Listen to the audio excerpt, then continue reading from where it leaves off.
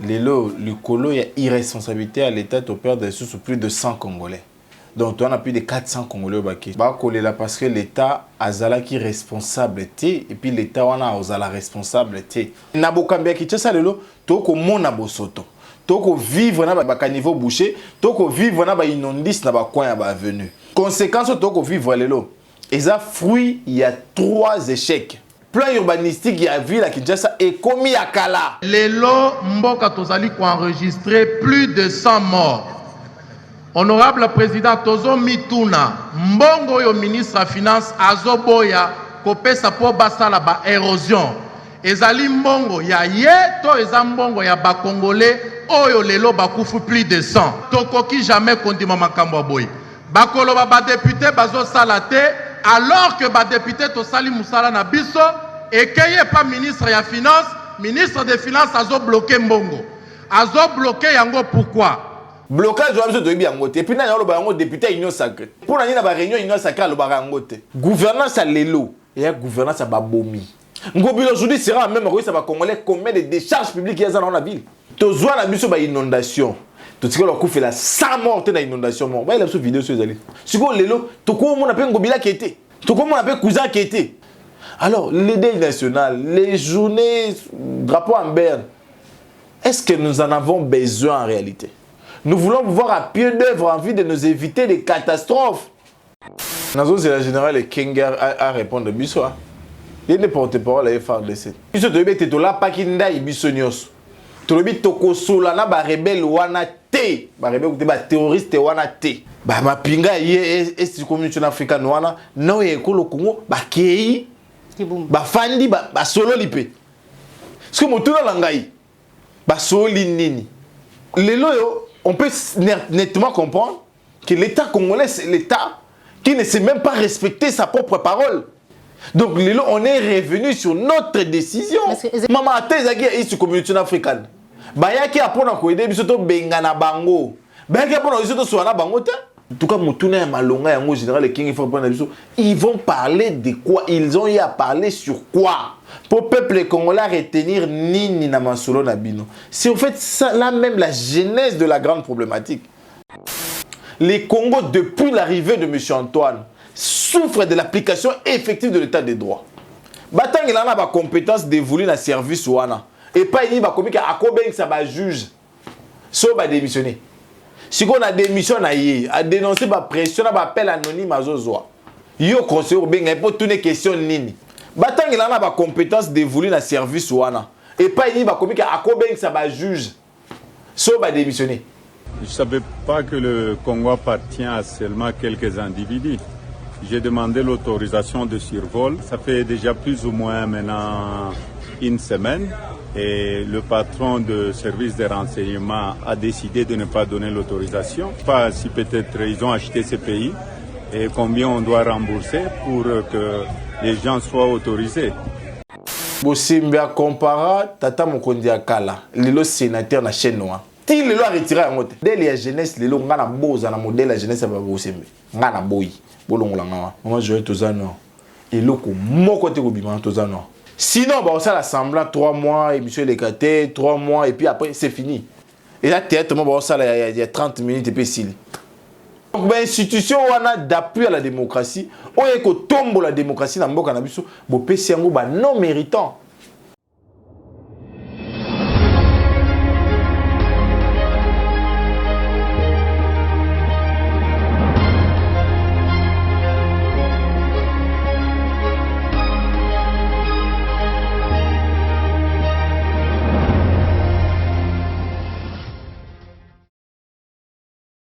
Et Singoko ba eti bozali belé bandeko balandi ya plus clair télévision la chaîne de vérité mboti na bino et bipa union se jomi bino merci na bolingo merci na confiance bozali ko renouveler chaque jour na kati la chaîne de vérité voilà pourquoi mukolo mwa lelo tozali ni sengu ya koyamba pona bino mwana mboka Jonathan Boele oyazali bongo mokambi ya pour l'amour du Congo moko ya bayi lamuka elongo na ye ndeto kosula mi matali mboka la biso République démocratique du Congo drame o ilekaki bongo mukolo mwa lobi na kati ya ngomba Kinshasa bipai wapi selon un rapport ya gouvernement batalisi ete 120 Congolais ba perdaki bomo ina bango biso Pulcare télévision pe maman Joël Kombe tozali ko présenter ba condoléances na mabota nyonso basili ko perdre moko kati na bango mais aussi tukolobila na kati ya émission na biso mambi matali bongo bukutani entre mapinga ya EAC ya M23 pe ya FARDC basololi na ngambu ya Kibumba tokozwa ici à mwana mboka Jonathan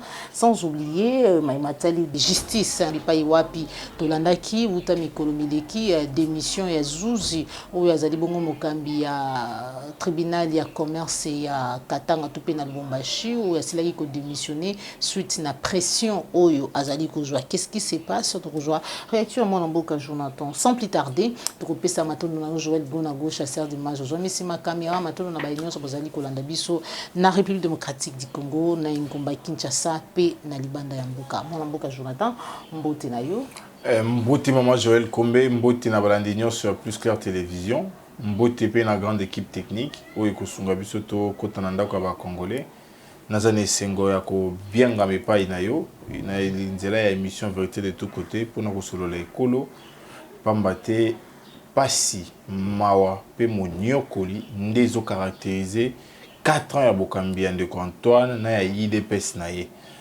esengi ete biso ba eto ko mona na miso mosusu vi to pe lobby ya Congo to chama bandu to kanisa po ete soki ata ko sale kozala pasi mais ko yoko mo ezala bango facile matondo mingi mwana mboka Jonathan pour na ko répondre na lokasa ya Plus Clair Télévision mokolo mwa lelo lobby tozalaki vraiment na matanga pe tozali kaka na matanga pourquoi parce que à part bande ko na biso bazali ko wana partie est démocratique du Congo et pas tozali agressé par l'armée rwandaise awa na ngomba Kinshasa 120 Congolais selon rapport ya gouvernement ba perdaki bomo ina bango na drame oyo et salamaki lobby.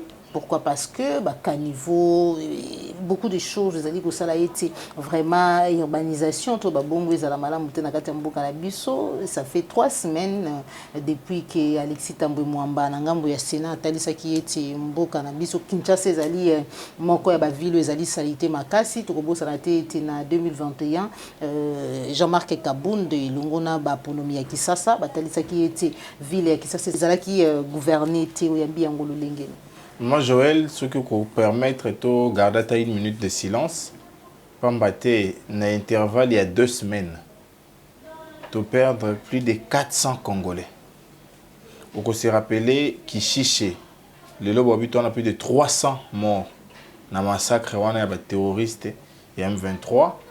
Le colo, il y a irresponsabilité à l'État de perdre plus de 100 Congolais.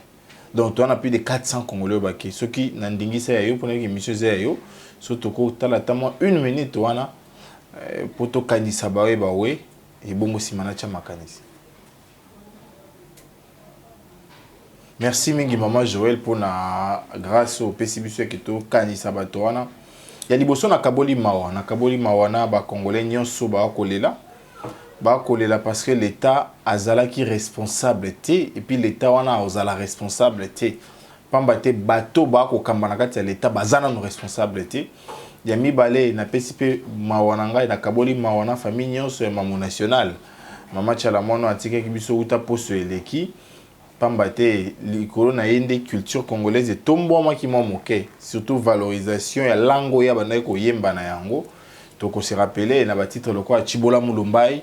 On se rappelle un titre quoi Malou, donc ils ont un titre à succès, surtout un bon album à succès plutôt au biso ba congolais les lots toko vivre na mama chalamona au travers banzembo wana nel gamba ba inondation mama au lobby ango malonga wa mama août 2021 ba congolais ba mona ko la biso ba alertaki ba lobby bokambi à Kinshasa lelo et bokambi moko presque inutile parce que bokambi banaka na ba action na ba réalisation parce que moto a ko sala pour intérêt à peuple faut oya ko sala boza capable ko mona yango ya ko sentir yango ya ko vivre yango mais na bokambi ki tsa lelo to ko mona bosoto toko vivre na ba caniveau bouché, toko vivre na ba inondis na ba coin ya ba avenue. Pamba te bao ba ko kamba vision nette ya matière à salubrité et até. Et wana ce que to retourna motuna na bato yo ba chaye wana. O to bengi ba député na biso. Motuna ya malongo eza tongo banda ko tia mingongo pona ko komisa moto wana mokambi. Vision na ye o etali bokengeli. Vision na yo etali propriété. Vision na yo etali à infrastructure et à la kinini. Parce que lelo maman conséquence au toko vivre lelo. Eza fruit il y a 3 échecs. Échec à liboso ya ministre environnement. Échec à mbali ya ministre intérieur. Échec à ministre et infrastructure maman. Ministre de infrastructure ya ville à Kinshasa. Fallait que ça ba congolais. Pas ikani ba tongi mabe. Et a proposé na mukambinaye kobuka. Voilà l'élément à liboso. Ministre environnement. Fallait la rapide l'opération à curage fait évacuation ba inondis na ba caniveau. Les autres ko vivre na ba curage spontané. Ça veut dire que banda les tondi ba yé ba curer ba tikango wana. Mboule yé zongi. Troisième échec, c'est l'échec du ministre intérieur. Ministre intérieur, au lelo, dans le monde, bah, ça salubrité comme élément à ordre public. Le ministre de l'Intérieur qui est le patron, tu peux dire les responsables du gouverneur. Mbalaboni a interpellé le gouverneur à ville à Kinshasa pour la makamboya salubrité na ba mort maman.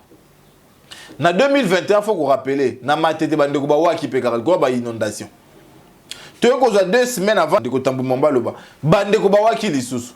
Tu es en 2020 maman, tokobo sanate pe à leurs âmes, bandeko ba couvert na matadi kibala. Et ça qui suite il y a ba inondation ka maman est débordé, ba to ba kei. Siko maman, tokangi motema, et ça qui ba 13, ba 8. Fallait que ça la pona ko prévoir. Le tokomi na plus de 100 morts. Irresponsabilité à bakambia lelo et à kaka manifeste. Toké na niveau national maman. Bato ya lopoto to pe bato ya poso pembe tangu ba kokende batika ki Congo na plus de 130 égouts o eza ba voie secondaire à kolekisani mai tangu bande kwa ba kei volonté à kotonga esika nyonso volonté à kosomba esika nyonso et ça les bato ba ekotonga même likolo ba égouts na ba collecteur ya mai o eza les mai ya suna esika kolekate. Parce que la ville à Kinshasa est entourée de plus de 7 rivières. Ville à Kinshasa Pamba. Alors que la rivière a obligation de salami dans le domaine de la géologie. Et c'est qu'il faut dans la place au Koutana. Alors que biso bateau to vit à ville à Kinshasa et belé à bateau ba joa mbongo à l'état na ndenga bien te batongi likolo to pe na kati ya ba egu wana. Et ça les ba rivière ba ko Koutana souté. Pour ba Koutana il faut déborder mais salim. Débordement na conséquence c'est une inondation. Na ministre Mukambi, il y a liboso ekolo avec le premier ministre. Projet ni gouvernement na ye. Na ministre urbanisme ba sali ata atelier à 2 jours pour na ko revoir plan urbanistique ya mboka. To pe plan urbanistique ya ville à Kinshasa ya Pamba. Pamba te to ko boya te to ko loba yango. Plan urbanistique ya ville à Kinshasa est commis à Kala. Pourtant au kolo asalaki yango pour na 8 millions d'habitants seulement. Mais le toit a plus de 8 millions. Ça veut dire qu'en réalité, il faut qu'on banza ya sika. Par exemple, dans le roi Sénégal, en Afrique, maman. Bako banza, bako tonga, Dakar ya sika. Pamba te mo conduire ya bango tango ako zwa maloba pona ko lancer projet wana. Alors bi lelo monani na polete. Dakar o lelo ba infrastructure nango ekomi yakala. Et moi lelo te bateau baza ebele. Et c'est to kabola misusu ay ko bakisa miso to bi et sengeli ete lelo to déloger ba service mususu na Dakar ali boso ke na Dakar ami balé. Et lo ko ne salema pe na Angola batonga na ba quartier à Sika na ba cité à Sika. Magufuli pendant 6 ans à Bokondi maman a tongi 3 nouvelles cités. Siko biso lelo ba eso City. Ouais ya maluko ant. Fichi ou imaginez. Til le loi ta premier pierre balancate. Til le loi ta premier pierre balancate. Alors que ba géologue na ba urbaniste ba so na malukuye moko toko katata na 3 cités à minene, 3 communes à minene. Malukuye moko. Mais volonté à ko désenclaver ville à Kinshasa, Topé kozongi ça hors de la ville à Kinshasa, exact. Il y a mon maman, ministre atali aménagement. On a un parcours professionnel douteuse. Mon salaire naé na aménagement à ville à Kinshasa ça. Elle a son ndoto moto ko tabi revite, réinventons nos villes. Bon tout donne à revite toi, à réinventer ville nini déjà. Pour pas réinventer nos villes et territoires, ville nini déjà à réinventer. Donc le toko tambouama sans boussole, sans repère. Et la conséquence c'est que nous perdons des Congolais, nous perdons des vies. Aux élus, les gens c'est bien bon de côté Mambalo que non, ville à Kinshasa, la ville la plus sale, pour c'est vrai. Mais lorsqu'il était dans la gouvernance, nini ya sala qui peut être ville sous la plus sale. Moko ya bazali na kati ya gouvernance to ba bongo ya député Ogika Lonjata lisieti ezali bongo ministre ya finance Nicolas Kazadi muto ko bloquer misolo esengele bima pesa la misala notamment ba érosion et autres na kati ya ville qui eloko tolingi toloba honorable président etalimbula o ebeti lelo bakinois bakufi ebele plus de 100 jusque-là les bilans provisoires. Honorable président, tozo mitou na soki photo banda ko sala ba déclaration, il faut to banda ko mema ba cercueil ou bien il faut kaka tozo akanda parce que c'est inacceptable. Programme moko salamaki ya lutte anti-érosif, ça fait plus de 5 mois que ce programme selon ba information na biso eza na table ya ministre ya finance. Mbongo ezobimate lelo mboka tozali ko enregistrer plus de 100 morts. Honorable président tozo mituna mbongo yo ministre ya finance azoboya kopesa po basala ba érosion. Ezali mbongo ya ye to eza mbongo ya ba congolais oyo lelo bakufu plus de 100. Honorable président tokoki jamais kondima makambo boy. Bakoloba ba député bazo salate alors que ba député to sali musala na biso et qu'il pas ministre ya finance, ministre des finances azo bloqué mbongo. Azo bloqué yango pourquoi? Honorable président, chaque fois que bayi politique bayi baka, okoyoka kaka bayibi 50 millions, bayibi 100 millions. Mais ce que le peuple demande pour basili sa érosion, c'est parfois 1 million, parfois 500 000. Cet argent ne sort pas pourquoi?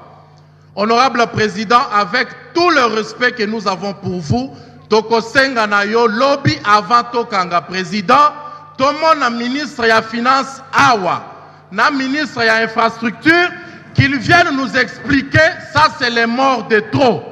On ne peut pas aller en vacances parlementaires comme ça. Peuple bakokende koloba ba député, alors que les vrais responsables sont quelque part. Honorable président, je pense que Oyoke Lakabiso, il est temps vraiment que l'obito kanga session T, que les deux ministres viennent nous expliquer qu'est-ce qui se passe. Toko lingate to banda kokende kokunda bibembe sans comprendre pour. Biso to ebete chaque mois après ça ngobila 2 millions de dollars pour la salubrité. Biso to ebete ngobila ça mesure après ça va beaucoup mettre 10 000 la salubrité na mois. Biso to ebete ba pesa ke mbongo. Blocage wa biso to ebi yango te. Puis na yolo ba yango député union sacrée. Ou à côté na ba réunion union sacrée on appelle ça ba cacher ba 1500 dollars de transport. Mais faut retourner pour na ba réunion union sacrée lo ba yango te. Pour la balinga bazora parole la tribune ya Assemblée nationale lo baraté. Alobi yango quand même. Té alobi on a micro. Ngapela ndaki interview na yo. Mais faut retourner na tribune eza place à ko lo ba biso to yo ki pe na tribune. Pour on eza parler du peuple. Parce Ogika Lonja lobi. Té maman, mutuna malonga eza alobi wapi. Si on fait ça la question. La tribune. Et puis même ce qu'a lobby maman conséquence après les années. Est-ce que c'est une interpellation? Le ministre des Finances a dit qu'on bloquait. Oui, mais dans sa mère, il y a une motion d'information. Motion d'information, il y a un député qui a une formation, il y a apporté un conseil à député. Mais agissement des députés, il y a ma commune. Interpellation, question orale, motion. Nous avons effectivité à travail à contrôle parlementaire. Il y a une information qui est réellement bazo copé sambongote. Comment bengi sa ministre wana? Comment bengi ministre a été mon environnement? Mousso a habité. Biso toko banza été ministre intérêt faut bengi ça. Ah comment qui te de ça comment qui ministre intérêt ba benga répéter? Ah comment se trouve? Donc réalité le les que gouvernance à l'élo et gouvernance à babomi. Parce que comment on a battu Koufa, on dirait Sengo na bango. On a perdu 300 morts, ça ne suffisait pas. Et là, c'était les terroristes, les agressions, nous sommes d'accord. On a perdu 13 morts, ça ne suffisait pas. L'autre, comme on a 100 morts, parce que l'État, ça en était. Ngobilo aujourd'hui sera même, ça va congolais combien de décharges publiques il y a dans la ville. Alors, ça va congolais, ni ne sait pas décharge, ni au sein européen, la la biso. Oh, Kimbuta Bombaki. Bango, bah, comme ça, la station, bah, ils ont une explication sur Yango. Qu'est-ce qui fait que nous avons privilégié station, la place à retirer la salité? Être entre salubrité dans la station. Même si on perd la raison. La salubrité contribue dans l'esthétique, la beauté. Ce que yo bito ça ne va faire au lieu de la propriété à ville au bapesio. Dis on a comme ça va congolais. Na kana pas singa ou la tara toujours elamba ya mwindo. O chama kozaka ya moi bien, mo tchelo kwa mwindo pour na kolela. Mais j'aimerais aussi qu'un jour dans la mou qui peut boire la tia ngote. Na la li peut boire na qui information sur ko babi muto akufité. Oui, à chaque jour qu'on regarde motomoko akei, ça commence à nous déranger. Nous devons nous vivre en paix et vivre longtemps. La moni bana ba 6 mois maman. Bana ba 3 ans, 4 ans, ba koufi ofélé boye. Alors que dans 6 mois là, il a encore le temps de faire la vie. Libo 9 personnes on a mona qui a le minza. 9 personnes bakei. Vous éliminez une race comme ça. Bon, ils ont habité, et ça va être tempéré, yaka et tout. Oui, mais l'État doit être prévoyant. Pour ça, ah, bah, tonga kate, couper ça, mon candidat. a présenté ma condoléance. Et après, bon, le gouvernement de choses à Kunda, et après, Moula, ce média va donner souté. C'est en fait ça la réalité. Il est bien bon de présenter les condoléances, il est bien bon d'enterrer, mais il est judicieux et préférable d'éviter le mort. Moussa n'a doit koufater. Moussa n'a doit koufater. Ceux qui vont voyager à 130 personnes. Bon, qui rate dès qu'à niveau, Boulongo va voyager à 5 personnes. Dès qu'à niveau, pas Bokiré. C'est simple. Au temps de ville, là, qu'on signé partenariat. Na OVD, à l'hôpital OVD. Yo le cause en matériel. Yo le cause en agent. Ça, il y a matériel pour procurer dans la foot à agent. C'est très possible. Ba taxe sur ba moto ngobila ozoawa tous les taxes ba moto 500 ba 1000 francs chaque jour. Je dis mais chaque jour de lundi à samedi ba taxe on ko sungate et ko sungate vraiment. Donc lelo to comme la position moko to lembi kolela to lembi kolela, nous voulons avoir la paix et de manière permanente. Ba bo mabiso na est ba to dina paix sous ça. Est-ce que c'est un bossani pour lembi kolela? Ndeko mongo ta sexe ngalo batinde nga extrait ya nzembo bo Belvis Chichi Reton akomisi Congo Allemagne d'Afrique ko ba la tsamai Allemagne d'Afrique te o ba to zo boîte na boulevard na sociement ba to boîte na socimat na sociement ba to boîte na c'est asso de mouton boîte pena pour katsa ya kiti à ma côté ya Itex Afrique. Est-ce qu'on est sérieux?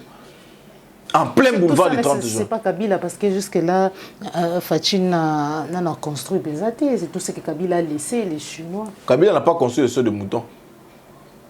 La Ligue a trop de fois de Kabila. Moi, je suis de la Mouka, j'ai combattu Kabila.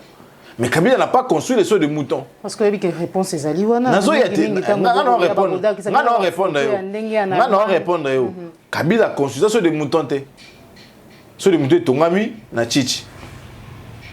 Et ceux qui sont caniveau, ils ont tout, ils ont curé tes places, ils ont chichi. Tous les qui, il y a mis balai. Pendant 18 ans à Kabila. Non, on a eu 32 ans à Mobutu. 18 ans, non, 4 ans à Mouzé. 18 ans à Kabila. Non, au boulevard, il dit non, Kinshasa dit bongote. Non, Kinshasa dit tu vois la mission de l'inondation. Tu sais qu'on a fait la 100 morts dans l'inondation. Il y a une vidéo sur les allées. 100 morts dans l'inondation. Est-ce que l'autorité nature est allée enseigner quelque chose vu à ma campagne? La nature est une incapacité à vivre à Kinshasa. Parce que ceux qui vont curer régulièrement, Maël Chola, ceux qui ont des charges publiques à Malonga, tout le monde a un problème, il y a des inondistes qui sont venus. Ceux qui peuvent aller dans l'état qui sérieux. ben nga ba politique moko ya ko veiller sur la construction na école au Congo. Ce doit être état sérieux. Déjà quand on 13 bato qui matadi ba ba kufa ki wana. Ben nga ba répertorier ba anarchique nyos. Ko raser yango pour na repesa ma inzeleleka. Mais ce que c'est beaucoup ça la yango te. Na biso ba rivière wana ekuta na lisute. Et ko ça conséquence nini? Ma eko zonga likolo et ko panza. Maman, tu perds des bana, ou bien avenir ya lobby. Tu perds de ma famille, bena papa, maman, na bana nyoso bakei. Na ba mari mo na mona kia ba yo bala ni un mois. Na moi c'est mbali bakei. Pourquoi? Parce que l'état a sérieux. Et c'est faut continuer ko beta maboko. Pour l'état a sérieux. Donc les loyo to tché bango devant responsabilité na bango. Ba condoléances to lembi, ba enterrement to lembi, ba acte. Quand Moutou a quand même abé wana, na bana outuluka ba archive on a retrouvé en sous lobby. Ne quoi quand même abé 18 ans maman. Crash il y a 2007. Oui bon mara ba trota ndolo. Abengana ka ministre de transport. Crash ya pamba. Et puis ba comment ça morter. Abengana ministre de transport. Siko lelo to ko mo na pe ngobila kete. To ko mo na pe cousin kete. Donc faut pas zalaka depuis le fait que ba okokana monter mais faut pas zalaka. Trop, c'est trop. Il est temps d'agir et de poser des actes courageux pour préserver le vide des Congolais. Voilà. Tout qui était sur instruction, il y a le président de la République, en deuil national pour 3 jours vient d'être décrété. 6 jours, et comme 6 jours. Pour Kishi, c'est peut-être 2 heures à 3 jours. Au peut être sur 3 jours. C'est comme on tourne à Malonga après 3 jours. Nebo, ça, là, tout le monde est c'est en fait ça la question. Ba condoléances toyoka, ba deuil national toyoka. Surtout pour le président Muninga, président Bapaya tozoa deuil national. Il y a des choses qui normal tozoa deuil national, mais après deuil national. Ces enfants-là resteront le veuf, les orphelins plutôt. Ces maris-là resteront le veuf. Ces femmes-là resteront le veuve. Et peut-être que bateau va quitter bazé ba likondi. To même sous bazé bano ba koufer bazé ba unique bana ba ba zone à vie. La réparation, on en fait quoi? Nani nda ko réparer préjudice l'état congolais à faire subir na ba congolais wa. Pour ebele ba somba bazo ba titre pas l'état. Ebele ba fa na place oh l'état nda canaliser ba mai. Ebele ba fa na place oh l'état ndé amortisser amorceler qui en. Sur l'état amorceler sans go ba que non amorceler mais à préparer de la maït. Donc l'état est à 100% responsable de tous ces drames que nous avons connus. Alors, les deuils nationaux, les journées, drapeau en berne, est-ce que nous en avons besoin en réalité? Nous avons plutôt besoin de vous voir efficaces en vue de nous éviter le mort. Nous voulons vous voir à pied d'œuvre en vue de nous éviter des catastrophes. Naturelles, oui, Ekoya. Mais on peut limiter les dégâts en étant prévisible, en étant prévoyant. Newana buzangi ya makasi ya bukambi ya lelo. Bana notion ya prévisibilité na ya prévision. Merci beaucoup mon amboka Jonathan Bele to solo la mambi matali ba échange to pe rencontre au ezalaki entre bayi M23 Mapinga EAC pe FARDC alors que to landaki plusieurs fois Assemblée nationale surtout président de la République pour nous ba été négociation mon côté dialogue mon côté beaucoup d'animaux côté et kozala entre biso na ba terroriste oyo Tobengi bayi M23 vous allez soutenir bongo par Rwanda. Maman Joël, nazo c'est la générale Kenger à répondre biso. Il ne porte parole à FARDC. Parce que biso to bete to la pakinda biso nyos. To lobi toko sola na ba rebelle wana te, ba rebelle te ba terroriste wana te. Ko banda likolo tina c'est même huissier de justice rien to so na bangote. Ngana moni ba mapinga ye est communauté africaine wana no ekolo Congo ba kei ba fandi ba solo lipe ce que motuna langai ba soli nini ba solo nini et puis on peut nettement comprendre que l'état congolais c'est l'état qui ne sait même pas respecter sa propre parole. Parce que ce qui l'État congolais là-bas qui était dans son ba rebelle était. Pour ba boma. L'État congolais qui est dans Nairobi, so na ba rebelle ba boma pe kaka. A négocier ba pesi bango pena misolo. Ba to ba boma pesi bango misolo. Ce que l'État congolais na kesu ko so na ba terroriste. Pour ba mettre les solo nini. Te tiko mo ba turangai. To tika banduki. C'est en fait ça la réalité.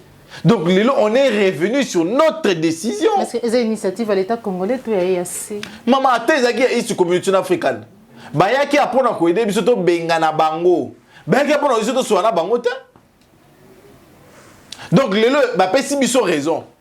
Pour le baki on a biso to l'armée a plus de 120 000 hommes. En 2 heures, tu aussi ça m'a M23. Et à 4 000 personnes mon côté. Sur 4 000 personnes to bayaki et là liboso ba lo baki za peka bon abino. La solution reste avant tout le dialogue. La diplomatie. Ne wana na point de presse d'avoir le baki. Si on le so bakei, ça veut dire que position na bango va maintenir, ils ne viennent pas faire la guerre à notre place. Et s'ils ne viennent pas faire la guerre à notre place, ils sont ici pour faire quoi? Baeko sala nini? Est-ce que baeko favoriser reconnaissance de M23 wana?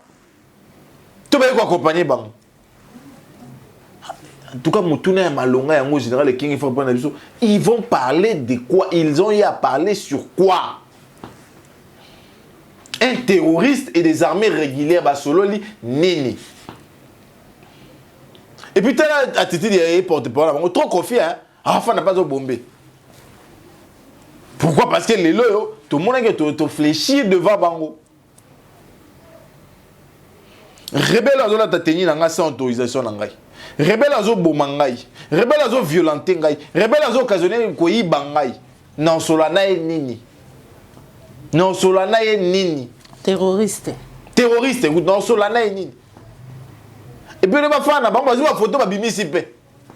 Pour te mettre vraiment à bon côté, te mettre à bon côté pour soler na bango. Non, la réalité aujourd'hui, c'est que l'État congolais a nettement prouvé au monde qu'il ne sait même pas respecter sa parole.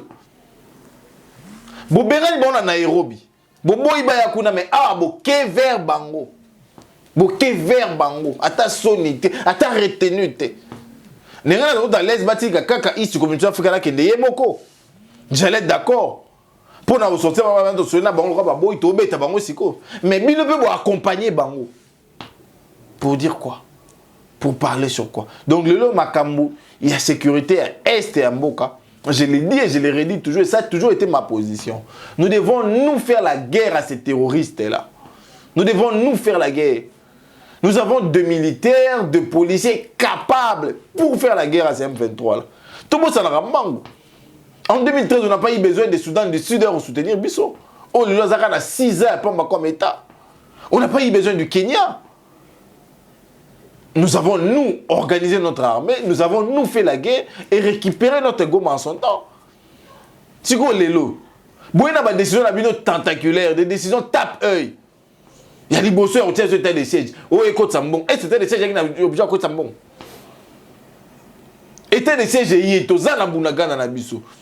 Et c'était des sièges qui ont été Bunaga. On explique quoi? On explique quoi? Donc, les loyaux. Na bato bazalaki na Nairobi na bato bazalaki ba komi ndenge moko pour Nairobi ba présenter ba demande na bango un peu on a présenté des demandes na donc comme iloko moko. Est-ce qu'on est sérieux? Est-ce qu'on sait ce qu'on veut ou on ne sait pas ce qu'on veut? Na pas si na monter mon gobeta le solo ya eta wazo ko assumer te. Voilà. Na moni ndeko et vous ya tweeté abi tout chemin mène au pacificateur. C'est les plans triangles qui s'exécutent. Rwanda, Ouganda et puis démocratique du Congo. Tout à l'heure, Maïmatali, beaucoup tani. Il y a Mapinga et EAC, il y a M23, où ils allaient Rwanda, tout Ouganda, la République démocratique du Congo, y compris MONUSCO. Parce que tout le monde a makolo, tout le monde a makanisia. Vital Kamerhe. La décision suicidaire n'a proposé là. Non, mais si on doit appliquer cette résolution-là, conséquence nango pour na kimi ezani. Parce que bon, on va avoir revendication on va à chaque jour. Ou non, tout le monde appliquer l'accord au signé en 2020. Ce qu'on accord on a Jonathan Naibi dans yangote. nayebi kaka nayokaki olobaki osola na bango te mais nayokoki osola na bango pour na finalité nini pour nga na gagner nini na masolo na bino pour peuple congolais retenir nini na masolo na bino. C'est en fait ça là même la genèse de la grande problématique. On ne pensait plus parler avec ces rebelles là depuis un moment, mais aujourd'hui on se retrouve en train d'être en contact avec eux. Et motuna na ngai à tous les temps. Et ça moto a bomi ngai. Moto a lelisi mabota. Est-ce qu'il a droit à kofanda ko solo na ye? Ce bo solo na ye, et ça pour soukana nini. Parce que tout échange, tout dialogue, toute concertation doit avoir des droits et des obligations. Ba droit nini bango ba ko senga. Bon, obligation, nous sommes obligés à exécuter. C'est en fait ça la question. Ton compte de l'obligation et même l'infiltration. Ton compte de l'obligation et même l'inféodation. C'est pourquoi nous sommes qui contre.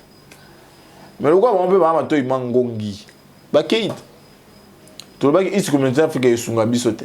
Il y a un comment on est sungi bisote. Moi, Namboka Jonathan, Tolanda qui président de la République, na discours naïe à État de la Nation.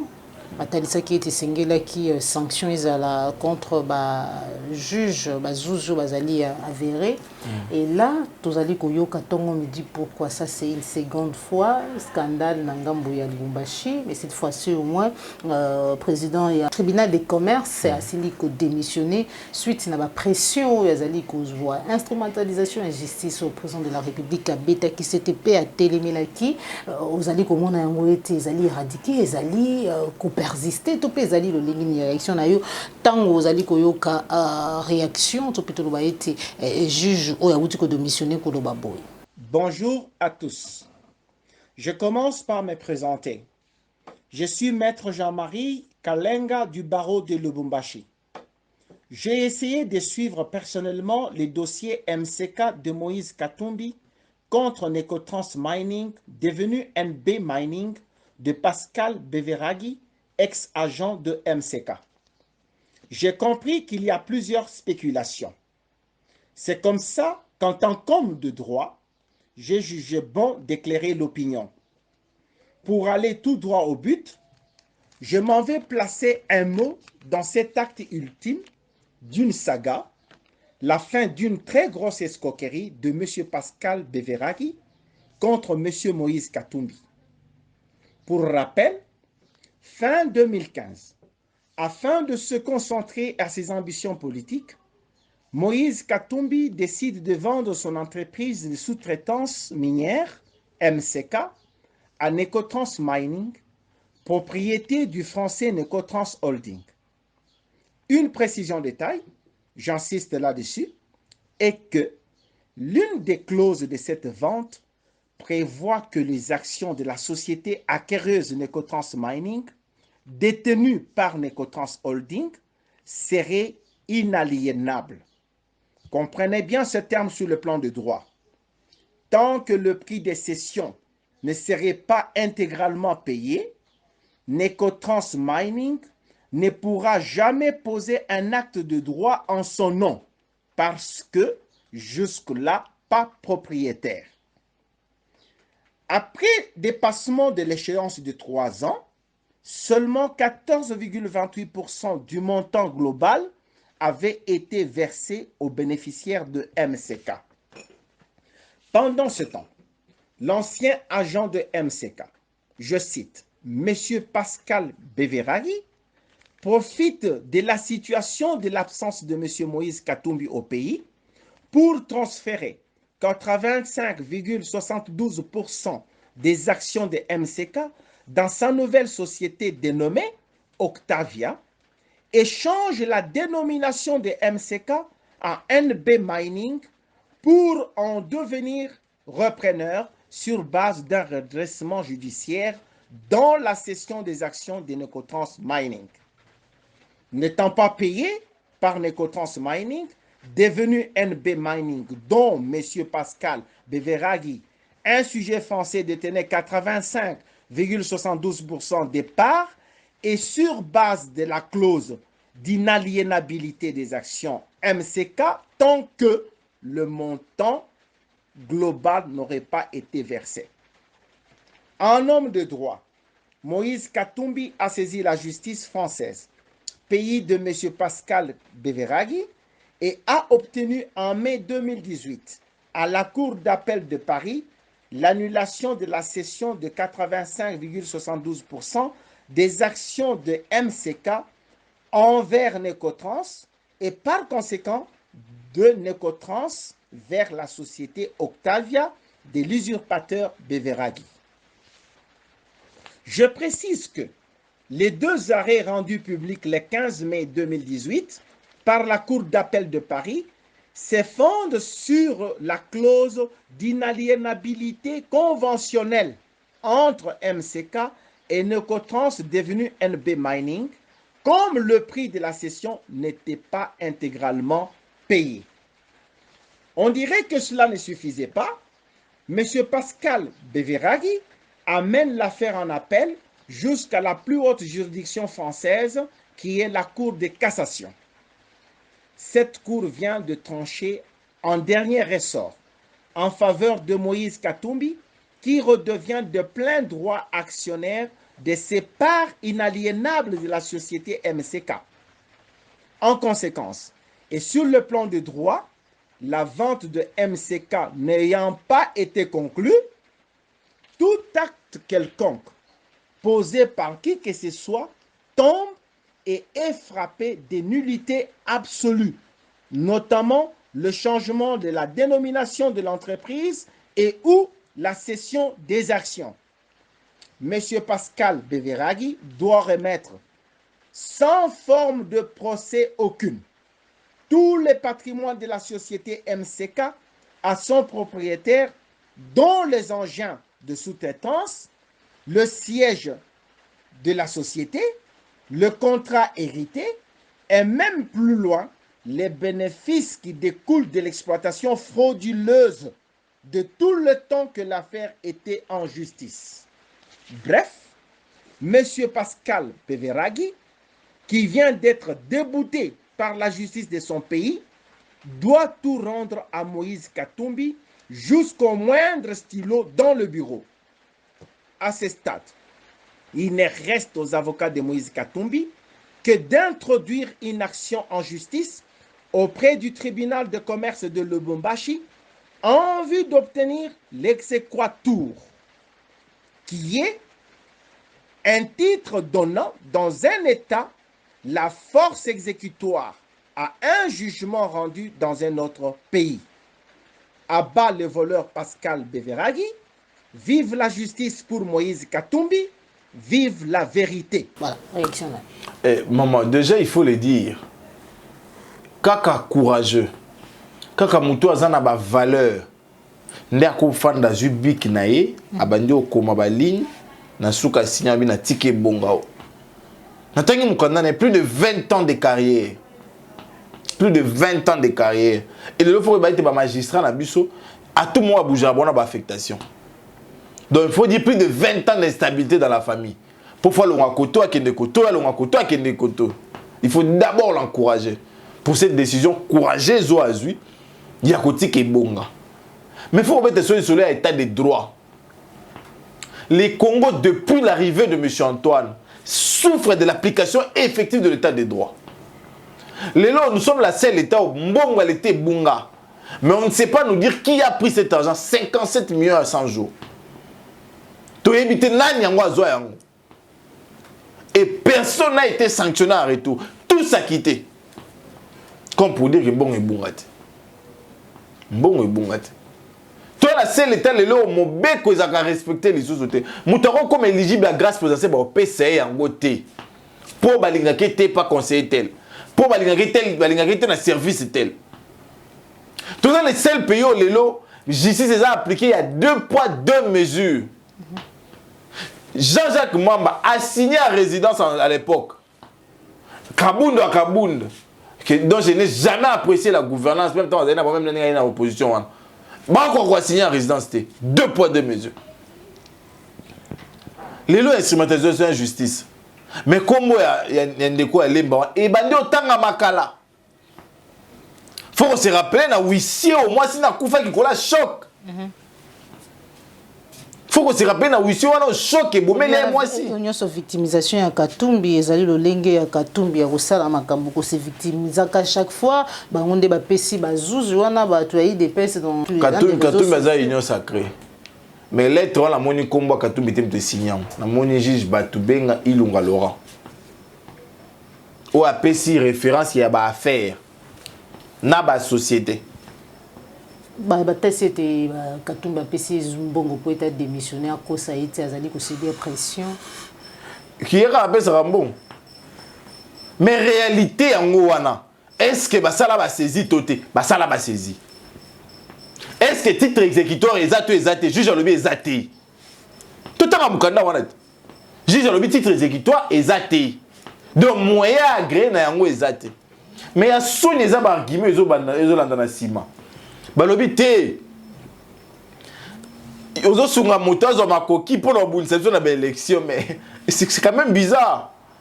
Donc si aujourd'hui on doit utiliser le pouvoir pour éliminer certains adversaires politiques, c'est qu'en réalité on reconnaît qu'on a mal fait. Il y a un moment où on a la makazi on dit matata ba kenae. Bien que na lo barango puis na bandela. Moto nyonso zo ma 10 fois dans 200 ko ngalondo fois samba. Mais ça te beaucoup buka barré contre les games. Beaucoup torpiller droit pour non CP sa moto. Et puis là état sérieux maman. Somme ta démissionné bongo. Instance à liboso et kubenga les instances et gérakaye. Na corporation na yé. Mettez les instances soit de bengi. Les services moko spécialisés. Ouais, généralement en sécurité, ne bengi. Pour vous tourner ma kambunini. Est-ce que kuna ba ebi ndeni makambo juste tambola? Bon tout nini. C'est l'homme ibeko conseiller en matière de sécurité. Pour tout nini mutuna nini. Yango mutuna te. A tout nini question nini. Parce qu'en réalité, conseiller sur ka bengi yo, faut en mobile. Ou a ko ça témoigner yo et là ça aussi ma sécurité intérieure. Si on a des missions à y a dénoncer ba pression ba appel anonyme à zozoa. Yo conseiller benga pour toutes les questions nini. Batang il a ba compétence dévolue dans service wana et pas ni ba communiquer à combien ça ba juge so ba démissionner. Donc on dit que les démissionner mais ko lobela matali pression ba menace de mort. Na bandelité maman na corporation ba juge ba na chambre avec chambre disciplinaire. Ceux qui procédent à la démission ils qui régulière te kuna ne fois bengai. Ndeko yaka. Yebisa biso pour nani on publier na réseaux sociaux que na ba qui réception. Pour nani eza kuna ne fois bengai. Et ça pas conseiller ta. Pour biso de des conseils de dépend la signature ya. De ma question retourne aux apprendre à protéger ya. Il semblait que conseiller en waza AI. En plus intérimaire au hasard ma compétence limitée. Oh hier arrêtez pas poser ba faire courante de balobaka. Ba futa batu, ba dossier dans la table à traiter, mais là on crée là ba dossier naïe. On est où? L'urgence. Parce que état de droit. Katumbi patali ici déjà apparemment babi Katumbi victimisation et qui a l'oublié anga que des kata ya monaki qui n'ont pas service babi ça qui épée pour les ça qui n'a droit ya ko tambolaté ya moi qui ndai ko zo pepe poeta qui des kata na nzela ya Zambie. Excellence, vous êtes en train de sortir du pays par une voie inhabituelle. Pourquoi Mokambo et non pas l'aéroport de la Loanou? Je ne savais pas que le Congo appartient à seulement quelques individus. J'ai demandé l'autorisation de survol. Ça fait déjà plus ou moins maintenant une semaine. Et le patron de service de renseignement a décidé de ne pas donner l'autorisation. Je ne sais pas si peut-être ils ont acheté ces pays et combien on doit rembourser pour que les gens soient autorisés. C'est vraiment très triste. Les histoires que nous avions combattues, ça recommençait encore. Et heureusement, il y a des pays qui sont encore civilisés. J'ai demandé l'autorisation en Zambie. On venait de me donner l'autorisation. Donc mon avion m'attend en Zambie. C'est vraiment triste. Je suis en train de partir au Qatar pour la Coupe du Monde parce que nous avons une réunion aussi. Je suis membre de la CAF et je suis aussi membre de la FIFA. Et j'ai demandé l'autorisation. Mais comme il y a des gens qui s'approprient ce pays. On croit que tout est permis. Trop c'est trop. Et il y a un temps pour tout. Qu'est-ce qui se passe alors que Bazaka n'a qu'à union sacrée? De l'autre côté, dans mon épée, il y a des personnes qui ont publié une photo, il y a Vital Kamere, qu'est-ce qui se passe? Tout ça là. Et on a 2023. En fait, ngapo nangai na olingo kota makaisi pour doka se ndena mtu ensemble so il rapport na nini ensemble pour la République c'est le changement au République bon wana bango na olingo kota kuna te mais on nga na izomona ezaki état de droit et un problème état de droit na problème parce que ba animateur na yango bazali sous maboko polé l'été ba animateur nango bazali sous indépendant te bako bango nyonso inféodé na pouvoir politique bango tout bakomi dicté na ba directive politicienne parce que motuna ya malonga pe ya kitoko rotuna banda ganga lisolo ya théâtralisation oui théâtralisation boni nombre de magistrats y a sanctionné à révoquer ba combien aye ko télé ko tombola ba moninga prédécesseur na révoquer qui a zongisi. Mais ce qu'on a révocation, il y a révoqué combien? Bon, il y a une résolution, il y a des sangs, des magistrats, et ça les maquis, des recommandations révoquées. Mais pour Nini, a révoqué Tétilelo. Ça veut dire que Yemoko a coupé Tumba Kobunate. Et Tumba était de deux sanctions, ils ont la même pas d'administrateur. Donc, l'administration, on peut voir ça sanctionner. Sinon, tu as après c'est une application à l'heure au Meta. Au motonio soit conseil l'euro soit lingi de manière liberticide. Ndé le comme to boy. État de droit le na Congo comme na ndoto. Et on nous avec un état de droit. Botandaga bolala.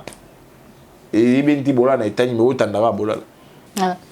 Merci beaucoup Mwalamboka Jonathan de toucher itono na émission na biso ya mokolo mwalilo message na yo na ba nyonso bazuli bakuya kolanda yo en fait nini bako retenir en rapport na émission mokolo mwalilo bande kolanga bien bato na so banda mboka il faut vraiment beau manifester volonté na bino pour na kosunga ba congolais. J'ai vu des familles endeuillées, j'ai vu des familles tristes. Ce qui a yo place aux ko pesa sourire na mokotomi balé ko hésiter té.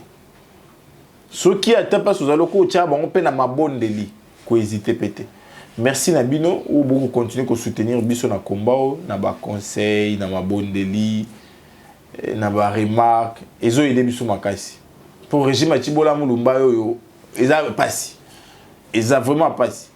Na ko senga peu merci mingi na bandeko nyonso ba finga ka biso, merci Nabino. Parce que si on t'a bon finga biso et personne makasi to continuer. Combat mais to ça le quoi bana msuto ba comparer ba chef état na ba biloko soki nini juste ça le quoi bango te na ba beta sur la vie privée à bato lelo ba faut pas ça bazala na c'est ça quand même on te que non te yo au bangila qui c'est ça apparemment au sala musala parce que bengisi quand même en rapport na ma matali kuna singeli quand même cahier des charges contenu à émission banza iti motema na ezali ya kokita parce que moni que non c'est ça qu'on dirait bandi déjà au sala musala lingeli bo simba compara tata mokondi akala lelo sénateur na chaîne noire ti lelo a retiré en mote ti lelo on ba modèle ya jeunesse lelo ngana boza na modèle ya jeunesse ba bosembe ngana boyi bolongola ngawa ti lelo a retiré en mote moi je vais tozano eloko moko te ko bima tozano sinon bah ça l'assemblée 3 mois émission les caté 3 mois et puis après c'est fini c'est ça la sanction maman na sanction ya moto a comparer tata ya bato ancien chef d'état na moto ya kobeta vie privée à moto en violation ya cahier de charge na sanction à 3 mois parce que la dignité à moto ndo exposé même na pénal ou to kota même moto azaki risque de comparer wana na pénal pe ngana pour la prison mais lelo ezali sanga na bango te union sacrée jeunesse avec un bon union sacrée jeunesse donc comment on noter et là théâtre moi ça il y a 30 minutes et puis s'il n'est ça dans la vie lelo te sacrifier de mieux positionner à la situation plus de la démocratie mieux positionner to ba dans la CENI ou to pesa de konanga junior tu vois sous dans ces sacs ou to pesa de quoi comparer à patata bato il y a mis balé et ça c'est ça quoi Donc ben institution wana d'appui à la démocratie oye ko tombo la démocratie na mboka na biso bo pesi yango ba non méritant. Ba non méritant. Parce que l'autre lugara likambo ya parcours. Parcours il y a de quoi comparer à Batou. Il n'a pas 10 ans net accompli dans la profession. S'il a 10 ans parcours est-ce qu'il a été fidèle? Ba benga la été quelque part. Oye écoute sous na laboratin. Est-ce que déontologie a yebi? Si vous faites ça la réalité. Si vous faites ça la réalité, donc, il y a une institution d'appui à la démocratie. Oh, il faut État et Kambama, selon Mibeko. Mais ils ont passé. Pour régime, ils ont occasionné suicide et l'Union. Mais peuple congolais, c'est égoïstique. Matondo mingi mwana mboka Jonathan Ambwele ndede toche litono na émission na biso ya mukolo mwalelo. Merci na Joël Gonago, chasseur d'images zona kisima caméra cordo pe mafuku popola yombe. Merci na papa Laurent Bo. Motema mamani Kila, merci na papa Laurent Bungunza. Bientôt là c'est l'anniversaire de ma petite sœur Rouya. Merci na Jean Bimbi West, Yaya Albertine Motema Papa Osé, merci na Monsieur Coucou depuis Belgique, merci na Bagnon, si vous allez soutenir Plus Clair Télévision de près ou de loin, donc vous avez bon malassi, Massoum Kola Bateli Bisso, surtout ce que c'est pour une émission, likez, partagez, Zalim Balayambo la Bisso, Kobo Sanati, ko s'abonner, surtout ko cliquer na cloche de notification pour tous alors toujours informé, notifié, Yamayo Mazali ko likana, ko salama, pe ko lubama, Maimatali Mboka la Bisso République démocratique du Congo. Au revoir.